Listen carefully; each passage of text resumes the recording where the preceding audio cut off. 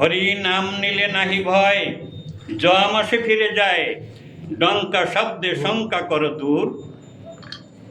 মতুয়ারা হরি বলে মহাবেদী যায় চলে, ভব ক্ষুধা রহে বহু দূর। ডঙ্কা শব্দে শঙ্কা কর দূর।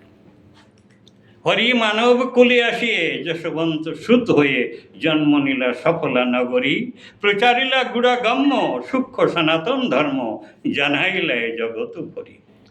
নাশিয়া ধর্মের গ্লানি দুষ্কৃতি দমন, যুগে যুগে অবতারে সকার্য সাধন।